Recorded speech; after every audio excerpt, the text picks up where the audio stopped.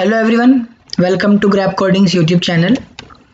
तो आज की इस वीडियो में हम देखेंगे फंक्शंस के 2 लेक्चर्स में पहले भी डाल चुका हूँ, उसका लिंक मैं डिस्क्रिप्शन बॉक्स में दे दूंगा, तो आप वहाँ जाके भी उन्हें देख सकते हैं। और अगर आपने वो वीडियो देख लिया तो चलिए कंटिन्यू करते हैं। तो आज की इस वीडियो में हम समझेंगे मेनली टाइप्स ऑफ फंक्शन। ये हमने पहले भी डिस्कस कर चुके हैं। तो पहले हमने डिस्कस करा था कि on the basis of definition, कि मतलब वो किस टाइप की डेफिनेशन है, उनके बेसिस पे हमारे फंक्शंस किस टाइप के होंगे। तो वो होते हैं हमारे 2 टाइप के, प्री डिफाइंड फंक्शंस जो पहले से ही डिफाइन होते हैं हमारे कंपाइलर में, और जो सेकंड होते हैं हमारे यूजर डिफाइंड फंक्शन, जिन्हें हमें यूज करने के लिए खुद डिफाइन करना पड़ता है। तो ये तो हो गई हमारी बात डेफिनेशन के बेसिस पे। अगर on the basis of values पे, तो वैल्यूज के बेसिस पे ये होते हैं हमारे पास 4 टाइप के। फर्स्ट है हमारे पास टेक्स नथिंग रिटर्न्स नथिंग, मतलब जो फंक्शन हमारे जो एक मेन फंक्शन है, फॉर एग्जांपल ले लेता हूँ, अगर मेन फंक्शन किसी फंक्शन को कॉल करता है तो ना तो जो हमारा जो दूसरा फंक्शन है, ना तो वो अपने मेन फंक्शन को कोई वैल्यू देगा और ना ही उससे कोई वैल्यू लेगा। तो ये होगा हमारा takes nothing returns nothing. Next है take something and returns nothing, मतलब वो मेन फंक्शन से कोई वैल्यू तो लेगा बट उसे वापस नहीं करेगा। थर्ड है टेक समथिंग और रिटर्न समथिंग। इस केस में क्या होता है कि फंक्शन जो है मेन कॉल्ड फंक्शन, मतलब जो कॉल्ड फंक्शन है वो जो फंक्शन उसे कॉल करता है, लाइक मेन फंक्शन अगर उसे कॉल करता है तो वो मेन फंक्शन से कुछ वैल्यू लेगा और उन वैल्यू को ऑपरेट करके या कोई भी कुछ भी उसे अपना एक रिजल्ट उसे रिटर्न भी करेगा। नेक्स्ट है मेरे पास फोर्थ टाइप, तो वो है takes nothing but return something. मतलब इसमें क्या होगा कि जो हमारा फंक्शन है, जो हमारा डिफाइंड फंक्शन है, वो कोई वैल्यू तो रिटर्न जरूर करेगा मेन फंक्शन को या कॉल्ड फंक्शन को, जो कॉल कर रहा है उस वाले फंक्शन को, लेकिन उस फंक्शन से वो कोई वैल्यू लेगा नहीं। तो ये होते हैं हमारे 4 टाइप्स। तो चेक करते हैं पहले हम अपना टेक्स नथिंग और रिटर्न्स नथिंग वाला। मीन्स जो हम जब भी अपना प्रोग्राम रन करते हैं तो मेन फंक्शन सबसे पहले उसे ऑपरेटिंग सिस्टम से कॉल करता है। मीन्स मेन फंक्शन हमारा एक्टिव हो गया, मेन फंक्शन में हमारे कोड का फ्लो आ गया। तो जहाँ पे हमने अपनी फंक्शन कॉल लगाई होगी, टेक्स नथिंग और रिटर्न्स नथिंग की बात कर रहे हैं तो हम इसमें सिंपल सी फंक्शन कॉल लगाते हैं। तो जहाँ पे हमने कॉल लगाई होगी तो उसने वहाँ पे हमारा जो फ्लो होगा वो सीधा ऐड फंक्शन के अंदर चला गया होगा। मैंने इसमें ऐड फंक्शन का एग्जाम्पल लिया है, तो सीधा ऐड फंक्शन के अंदर फ्लो चला गया होगा और ऐड फंक्शन अब एक्शन में आ जाएगा। तो अब ऐड फंक्शन के अंदर क्या काम होगा, रीड ए और बी की वैल्यू की वो इनपुट लेगा, देन ए और बी का सम वहां पे प्रिंट कर देगा। मैंने यहाँ पे भी प्रिंट एफ लिख दिया by mistake, sorry for that. वो जरा कोडिंग के फ्लो में मैंने यहाँ पे प्रिंट एफ लगा दिया। तो उसने अब ऐड फंक्शन का क्या काम था कि रीड करेगा ए और बी की वैल्यू को, देन ए और बी की वैल्यू का प्रिंट भी यहाँ पे निकाल के देगा। चलिए एक बार इसे फ्लो चार्ट की हेल्प से समझ लेते हैं कि जब हमारा कोड स्टार्ट होगा तो मेन फंक्शन के अंदर हमारा फ्लो जाएगा। तो मेन फंक्शन के अंदर अगर हमने कोई वेरिएबल डिफाइन कर, कुछ भी हमने जो अपने छोटे मोटे प्रोसेस कर रहे हैं वो हमने यहाँ पे लिख दिए, मैंने इसमें एक डिफाइन वेरिएबल का लिख दिया है। देन फंक्शन का फ्लो उसने चला गया 1, मैंने कनेक्टर्स यूज करे हैं तो वो मैंने कनेक्टर से 1 को यूज दिखाया ऐड फंक्शन के लिए। अब ऐड फंक्शन के अंदर हमारा क्या काम था कि हमने अपने वेरिएबल डिफाइन कराए थे ए और बी, देन उन वेरिएबल को रीड कराया था, ए और बी की वैल्यू को इनपुट ली थी, देन ए और बी के सम को प्रिंट करा दिया था, एंड देन मैंने कोड का फ्लो दे दिया मेन फंक्शन में। तो मेन फंक्शन में वो कोड आते ही मैंने वहां पे कोड को स्टॉप कर दिया। तो ये हमारा जो 1 है, मैं यहाँ से पेन ले लेता हूँ। तो ये जो मेरा पोर्शन है, ये जो मेरा 1 वाला जो ये कंप्लीट पोर्शन जो है, ये हमारा यहाँ पे रिप्रेजेंट कर रहा है ऐड फंक्शन को। तो ऐड फंक्शन के अंदर क्या था, उसने वैल्यू ली थी हमारी ए और बी की, रीड करी थी वैल्यू, देन उन वैल्यू का जो सम था वो उसने वहाँ पे प्रिंट कराया था। दोबारा कोड का फ्लो मेन फंक्शन में उसने दे दिया था। तो यहाँ से कुछ चीज़ें हमारी नोट करने लायक हुई कि क्या, कि there is a simple function call. मैं एक बार ये यहाँ से इरेज कर देता हूँ कि जब हम टेक्स नथिंग और रिटर्न्स नथिंग टाइप का फंक्शन यूज करते हैं तो वहाँ पे एक सिंपल फंक्शन कॉल लगती है, और जो वेरिएबल डिफाइन होता है, जिन वेरिएबल्स पे वो फंक्शन काम करता है, वो हमारे फंक्शन के अंदर ही डिफाइन करना पड़ता है। मीन्स जो वेरिएबल मेन फंक्शन के हैं वो वेरिएबल सिर्फ मेन फंक्शन ही यूज कर पाएगा, अनदर जो वेरिएबल हमारे ऐड फंक्शन के हैं वो बस ऐड फंक्शन ही यूज कर पाएगा। तो नेक्स्ट आ जाता है हमारे पास टेक समथिंग और रिटर्न्स नथिंग। मतलब अब की बार जो हमारा डिफाइंड फंक्शन होगा वो कुछ वैल्यू तो मेन फंक्शन से लेगा, या जो भी फंक्शन उसे कॉल करेगा उससे कुछ वैल्यू तो लेगा, बट उसे वापस कुछ नहीं करेगा। लाइक मेन फंक्शन एक्टिव हो गया, देन उसने कॉल करा ऐड को, ऐड को उसने कॉल करते वक्त ही उसे दो वैल्यूज सप्लाई कर दी, दो डाटा उसने सप्लाई कर दिया ए और बी का, कि आप इन दोनों वेरिएबल, इन दो वैल्यूज का, इन दो वेरिएबल में जो वैल्यू है उनका सम आपको प्रिंट कराना है। तो हमारा ऐड फंक्शन भी एक्टिव हो गया। तो उसने वैल्यू को स्टोर कराने के लिए अपने, इन्हें हम पैरामीटर्स कहते हैं, जो हम यहाँ ब्रैकेट्स में लिखते हैं, इसे आप आर्गुमेंट कह लो, ये जो हमारे ए और बी हैं इन्हें आप आर्गुमेंट्स कह लो चाहे पैरामीटर्स कह लो, बात एक ही है। तो ये अभी स्टार्टिंग के लिए भी बात एक ही है, बाद में ये चेंज हो जाती है। तो ये हमारे हो गए यहाँ पे वेरिएबल्स। देन नेक्स्ट, अब ऐड ने क्या करा, सिंपल उसे अपने एक्स और वाई की वैल्यू को जो उसने मिली गई थी, तो उसने एक्स प्लस वाई को प्रिंट करा दिया। मीन्स ए की वैल्यू स्टोर हो गई हमारे पास यहाँ आके ए में, सॉरी एक्स में, देन बी की वैल्यू हमारी स्टोर होगी वाई में। तो अब आप कहोगे कि ये बार बार इंटीजर एक्स और इंटीजर वाई लिखना क्यों जरूरी था? तो यही फॉर्मेट है भाई, ये आपको लिखना पड़ेगा। जितने आप वेरिएबल, जितनी वैल्यूज आप यहाँ से ट्रांसफर करोगे अपने फंक्शन में, उतने आपको यहाँ पे यूज करने पड़ेंगे। चलते हैं, इसे भी एक बार फ्लो चार्ट की हेल्प से समझते हैं। तो उससे पहले मैं उसकी अपनी इंक क्लियर कर लेता हूँ। देन फ्लो चार्ट में सेम वही कोड स्टार्ट हुआ, वेरिएबल डिफाइन हुआ, लेकिन जो हमने वैल्यू ली थी वो हमने मेन फंक्शन के अंदर ही वैल्यू ले ली। देन हमने सेकंड फंक्शन को, अपने ऐड फंक्शन को मैंने कॉल करी। ऐड फंक्शन के अंदर मैंने एक दूसरा वेरिएबल वहाँ पे डिफाइन करा जिसकी हेल्प से मैं अपना सम प्रिंट करा रहा हूँ। फिर मेरे कोड का फ्लो चला गया मेन फंक्शन में और वहां से स्टॉप हो गया।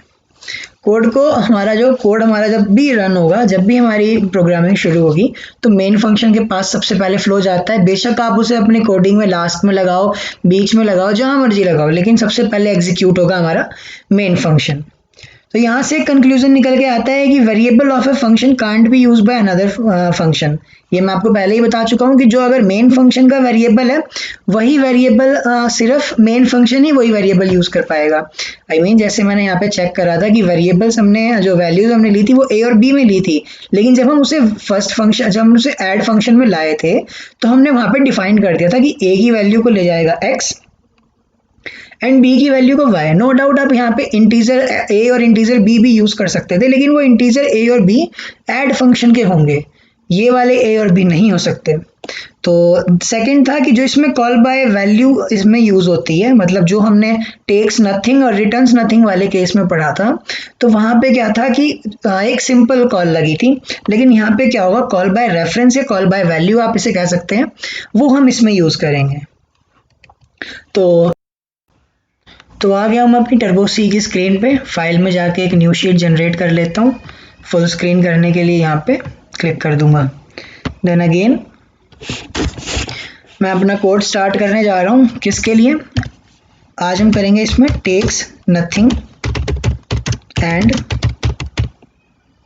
रिटर्न्स नथिंग टाइप का फंक्शन। तो उसके लिए हम पहले अपनी हेडर फाइल्स ले लेंगे, hash include standard input output dot h, then hash include conio dot h, then एक main function, तो void main।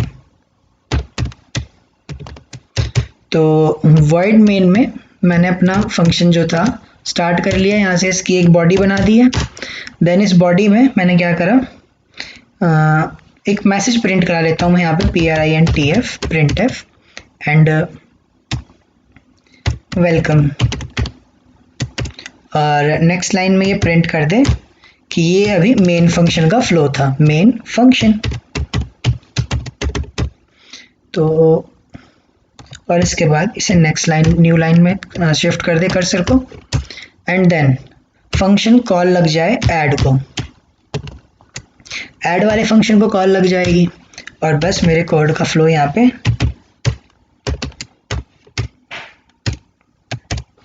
कंप्लीट। तो अब मैंने यहाँ पे ऐड फंक्शन यूज करा है। तो ऐड फंक्शन, ऐड नाम से कोई भी फंक्शन हमारे सी में नहीं होता, तो मुझे ऐड नाम का एक फंक्शन यहाँ पे डिफाइन करना पड़ेगा। तो मैं वॉइड ऐड लेता हूँ क्योंकि मुझे रिटर्न्स नथिंग लेना है। तो वॉइड जो डाटा टाइप होता है वो होता ही इसलिए कि इसमें कुछ वैल्यू होगी ही नहीं, कोई वैल्यू रिटर्न करेगा ही नहीं। तो वॉइड ऐड नाम से मैं अपना एक फंक्शन स्टार्ट कर रहा हूँ। तो इसमें मैं इंटीजर टाइप के वेरिएबल लूंगा ए और बी।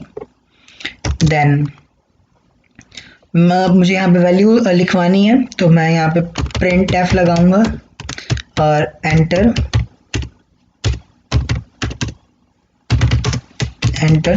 वैल्यूज, और इन्हें इन्वर्टेड कॉमास के बीच में लिखते हैं और मेरा मैसेज वहाँ पे प्रिंट हो जाएगा। देन मैं स्कैनएफ, काफ़ी स्टूडेंट्स को डाउट होता है कि क्या स्कैनएफ बिना प्रिंटएफ के काम कर सकता है। प्रिंटएफ फंक्शन यूज़ करते हैं वो अपना मैसेज प्रिंट कराने के लिए यूज़ करते हैं, लेकिन जो हम स्कैनएफ फंक्शन यूज़ करते हैं वो हम अपनी वैल्यूज़ को स्कैन करने के लिए यूज़ करते हैं। मतलब प्रिंटएफ क्या है कि जो वैल्यू आप यहाँ पे दोगे वो हमारी रिजल्ट स्क्रीन पे प्रिंट करेगा, लेकिन जो स्कैनएफ होती है वो क्या होता है कि जो हम वहाँ पे अपने रिजल्ट स्क्रीन पे जो वैल्यू लिखेंगे उस वैल्यू को स्कैन करके इन वेरिएबल्स में स्टोर करेगा। तो अब होगा क्या, तो जो हमारा प्रिंटएफ फंक्शन है उसका स्कैनएफ से कुछ लेना देना यहाँ पे है नहीं। स्कैनएफ अपना अलग काम करता है, प्रिंटएफ फंक्शन अपना अलग काम करता है। ऐसा नहीं है कि मैं अगर यहाँ पे प्रिंटएफ फंक्शन ना लगाऊं तो स्कैनएफ फंक्शन भी काम नहीं करेगा, वो अपना काम करेगा, उसको इससे कुछ लेना देना नहीं है। अपने कोड का अलग अलग फंक्शन है, आप जब जैसे मर्जी वैसे यूज़ कर सकते हैं। मैं इसे अभी ये डाउट भी आपका क्लियर कर दूंगा आज। तो मैंने यहाँ पे वैल्यूज़ ले ली हैं, तो मैं यहाँ पे सम कराना चाहता हूँ। प्रिंटएफ क्या सम कराना चाहता हूँ, एक इंटीजर वहाँ पे प्रिंट हो जाए। कैसा इंटीजर प्रिंट हो, जिसमें ए और बी की वैल्यू सम हो जाए। तो ये फंक्शन मेरा डिफाइन हो गया। तो मैंने ऐड नाम का फंक्शन डिफाइन भी कर दिया, ऐड नाम के फंक्शन को कॉल भी कर दी। तो अब हमारे पास क्या रहता है, जो मैंने आपको फर्स्ट वीडियो में मैंने बताया था कि 3 कंपोनेंट्स बहुत जरूरी होते हैं हमारे फंक्शन में, फंक्शन कॉल, फंक्शन डेफिनेशन और फंक्शन डिक्लेरेशन। तो फंक्शन डिक्लेरेशन रहती है, तो मैं इस वाले फंक्शन की करूंगा ग्लोबल डिक्लेरेशन। तो ग्लोबल डिक्लेरेशन में यूज कर रहा हूँ वॉइड ऐड। तो रिटर्न वगैरह तो कर नहीं रहा, तो मैंने यहाँ पे कर दिया। तो काफ़ी स्टूडेंट पूछेंगे कि यहाँ पे हमने वॉइड फंक्शन को तो हमने यहाँ पे डिक्लेयर करा, लेकिन मेन फंक्शन को तो हमने ऊपर डिक्लेयर नहीं करा। तो मैं ये बात आपको स्टार्टिंग से ही बताता आया हूँ कि जो मेन फंक्शन है उसे कॉल करता है हमारा ऑपरेटिंग सिस्टम। उसे ऑपरेटिंग सिस्टम सीधा डायरेक्ट कहाँ कॉल करेगा, मेन फंक्शन को। तो अब फिर ऐड फंक्शन को क्यों नहीं कर सकता भाई, क्योंकि मेन फंक्शन होता ही मेन है, नेम से क्लियर है, मेन है भाई। तो मेन फंक्शन को वो कॉल कर लेता है। अब हम जब इसमें जो हमारे ये यूजर प्री डिफाइंड फंक्शन है लाइक स्कैनएफ और प्रिंटएफ, ये भी हम ऊपर डिफाइन कर चुके हैं, हैश इंक्लूड stdoutput.h और हैश इंक्लूड conny.h। सिंपल भाषा में समझाता हूँ, जो कंपाइलर है वो उसके लिए हमारे पास कोई भी चीज़ वो सिर्फ कीवर्ड समझता है। लाइक जो ये वाइट कलर में आपको यहाँ पे दिखता है, जैसे void यहाँ पे वाइट कलर से है, तो ये कीवर्ड है।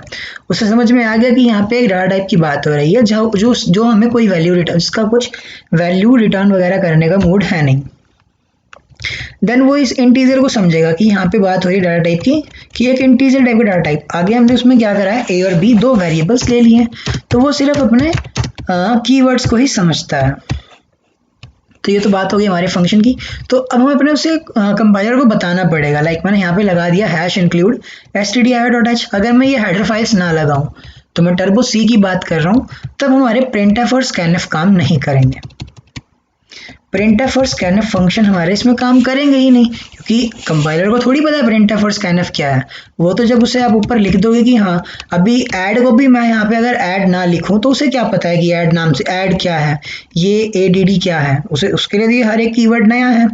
तो हमने यहाँ पे जब डिक्लेयर कर दिया वॉइड ऐड, एक उसे एक पैरेंथेसिस का फॉर्मेट वहाँ पे दे दिया, तो वो यहाँ से समझ गया कि हाँ एक वो फंक्शन है, एक यूजर डिफाइंड फंक्शन है, यूजर ने उसमें कुछ डिफाइन करा है। और ये जो हमारे stdio.h है और ये conny.h है, तो इससे क्या पता लगता है उसे कि हाँ ये फाइल्स हैं जहाँ मुझे क्या मिलेगा, printf, scanf, clear screen type के जो हमारे प्री डिफाइंड फंक्शन है उनका डाटा, उसका कोड उसे वहाँ पे मिल जाएगा। तो फंक्शन डिक्लेरेशन भी मैंने यहाँ पे कर दी है, फंक्शन डेफिनेशन भी मैंने यहाँ पे कर दी है, और फंक्शन कॉल भी मैंने मेन फंक्शन में कर दी है।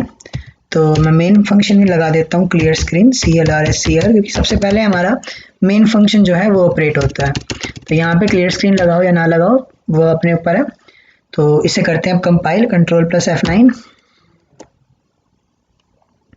तो मैंने जो मेन फंक्शन में मैंने जो प्रिंट कराया था, मेन फंक्शन में मैंने प्रिंट कराया था वेलकम। देन नेक्स्ट में मैंने प्रिंट कराया था नेक्स्ट लाइन में मेन फंक्शन। तो उससे नेक्स्ट जो ये एंटर वैल्यूज जो प्रिंट हुआ है वो हुआ है हमारा ऐड फंक्शन के कारण। तो अब ऐड फंक्शन ने कहा हमारा एंटर वैल्यूज, तो अब मैं जो ये 4 और 5 जो वैल्यू कर रहा हूँ वो ऐड फंक्शन के लिए कर रहा हूँ। तो ऐड फंक्शन में 4 और 5 का क्या होगा, सम, तो वहां पे सम प्रिंट हो गया 9। तो ये था हमारा टेक्स नथिंग और रिटर्न्स नथिंग का फंक्शन। तो इसमें मैं अभी एक और फंक्शन यहाँ पे डिफाइन कर लेता हूँ। तो मैं पहले डिक्लेयर कर देता हूँ void सब नाम से। तो void सब नाम से मैंने फंक्शन इसे एक बी वेरिएबल में फंक्शन यहाँ पे बनाता हूँ void b से। तो है वो कैसा, void b। तो void b की बॉडी में क्या होगा, एक तो वहाँ पे सब्ट्रैक्शन डिफरेंस इनका प्रिंट वहाँ पे करा दूंगा। तो ये हमारा एक takes nothing returns nothing kind का फंक्शन है। तो int दो वेरिएबल से लेता हूँ a, b एंड यहाँ पे मैं इनका वैल्यूज ले लेता हूँ। तो यूज़र की कंफर्ट के लिए प्रिंट करा, यहाँ पे मैं प्रिंट नहीं कराता, स्कैनफ ऐसे चला के दिखाऊंगा आपको। तो स्कैनफ हो जाएगा और दो वैल्यूज मुझे स्कैन करनी है %d। दोनों वैल्यूज मेरी इंटीजर टाइप की होंगी और ये दोनों वैल्यूज कहाँ स्टोर होंगी, पहली a के अंदर दूसरी b के अंदर। देन वहाँ पे रिजल्ट में प्रिंट होगा क्या, कि जो डिफरेंस है a और b का वो एक इंटीजर है। क्या है वो इंटीजर, a माइनस b को सॉल्व करके मिल जाएगा। तो ये मेरा void d नाम से फंक्शन जो था वो वहाँ पे डिक्लेयर भी कर दिया, डिफाइन भी कर दिया। अब रहता है इसकी कॉल लगाना। तो इसे कॉल करते हैं मेन फंक्शन से। तो यहाँ कर देता हूँ मैं b। तो काफ़ी स्टूडेंट्स के दिमाग में ये क्वेश्चन अराइज होता है कि क्या मेन फंक्शन ही हमारे फंक्शन कॉल कर सकता है। नहीं, हमने जब ग्लोबल डिक्लेरेशन समझाई थी तो ग्लोबल डिक्लेरेशन हम करते इसीलिए हैं कि पूरे प्रोग्राम में कोई भी फंक्शन किसी भी फंक्शन को कॉल कर सके। लाइक मैं क्या करता हूँ, हमने क्या करा है, पहले मेन फंक्शन रन होएगा, देन ऐड फंक्शन रन होएगा, देन बी फंक्शन रन होएगा, देन दोबारा void मेन यानी मेन फंक्शन में आके कोड स्टॉप हो जाएगा। लेकिन मैं क्या करूँगा, जब बी फंक्शन आएगा तो बी फंक्शन जब तक वहाँ पे डिफरेंस प्रिंट कर लेगा, तो डिफरेंस प्रिंट करने के बाद वो ऐड फंक्शन को दोबारा कॉल मीन्स होगा क्या, पहले कोड का फ्लो जाएगा मेन फंक्शन में, देन जाएगा ऐड फंक्शन में, देन जाएगा मेन फंक्शन में, देन जाएगा बी फंक्शन में, देन बी में ही मैंने कॉल लगा दी है ऐड फंक्शन को। तो अब बी के बाद कहाँ जाएगा, ऐड फंक्शन में, ऐड फंक्शन के बाद वो कहाँ जाएगा, बी फंक्शन में, देन बी फंक्शन के बाद जाएगा वो मेन फंक्शन में, एंड देन मेन फंक्शन उस कोड को स्टॉप करेगा। तो मैंने यहाँ पे फंक्शन डिफाइन, फंक्शन डिक्लेरेशन सब कुछ कर दिया है। तो कर लेते हैं इसे रन Ctrl+F9 से। तो एंटर वैल्यूज, तो ये मुझे एंटर वैल्यूज करनी है सम के लिए। तो 3 और 4, सम आ गया मेरे पास 7। तो जैसे मैंने बताया था कि अब मेरे कोड का फ्लो ऑटोमेटिक चला गया सब्ट्रैक्शन वाले बी वाले फंक्शन में। तो बी वाले मैंने कोई मैसेज प्रिंट नहीं कराया था, तो यानी अब मैं जो वैल्यू लिखूंगा वो मेरी स्कैन हो जाएंगी सब्ट्रैक्शन के लिए। तो मैंने ये कोड बनाया है तो मुझे पता है कि मुझे अब यहाँ क्या काम करना है। मुझे पता है कि ये 5 और 6 अगर मैं यहाँ पे लिख रहा हूँ तो 5 और 6 का डिफरेंस वहाँ पे प्रिंट हो जाएगा कि 5 - 6 मीन्स -1। तो मेरे को पता था कि यहाँ पे डिफरेंस का काम होना है, तो मैंने वहाँ पे वैल्यूज लिख दी। लेकिन अगर जब ये कोड मैं किसी और को भेज दूँ तो वो तो सीधा रन करेगा, अगर बिना पढ़े तो उसे तो नहीं समझ आएगा कि क्या काम आएगा। तो हम यूजर की कंफर्ट के लिए वहाँ पे मैसेज प्रिंट कराते हैं। तो अब मैंने इसके बाद क्या कॉल कराई थी, ऐड वाले फंक्शन को। तो ऐड वाले फंक्शन का काम यहाँ दोबारा आ गया, एंटर वैल्यूज। तो मैं 7 और 6 यहाँ पे मैंने लिख दिया, देन 7 और 6 को ऐड करके उसने वहाँ पे दोबारा प्रिंट कर दिया। अब मेरा कोड स्टॉप हो गया। तो मीन्स हम मैंने अभी आपको समझाया कि स्कैनफ जो है बिना printf मैसेज प्रिंट कराए भी यूज कर सकते हैं। तो printf, ये एक डाउट था एक बच्चे का, कमेंट में उसने मेरे को पूछा था। सो आई होप कि उसका ये डाउट क्लियर हो गया होगा। तो एंटर वैल्यूज, मुझे अच्छा लगता है जब आप कमेंट बॉक्स में अपने डाउट्स क्लियर करते हैं। सो उससे बाकी स्टूडेंट्स की भी हेल्प हो जाती है। सब जो है कमेंट्स नहीं कर पाते, कुछ कमेंट कर पाते हैं, तो उन्हें भी कुछ फ़ायदा होता है। तो मैं आप सभी को कहूँगा कि अगर आपको कोई डाउट होता है तो आप इसमें कमेंट कर सकते हैं। तो ये थे हमारे takes nothing and returns nothing type के फंक्शन। सो होप सो कि आपको ये वीडियो अच्छी लगी होगी और ये टॉपिक आपको समझ आ गया होगा। सो नेक्स्ट पार्ट में हम समझेंगे कि टेक समथिंग और रिटर्न्स नथिंग वाला काम कोड कैसे फंक्शन वो वाले काम करते हैं। तो अगर ये वीडियो आपको अच्छी लगी तो इसे लाइक करें, अपने फ्रेंड्स के साथ शेयर करें, और कोई डाउट है तो कमेंट भी करें, और ग्रैब कोडिंग से यूट्यूब चैनल को सब्सक्राइब भी करें। Thanks for watching.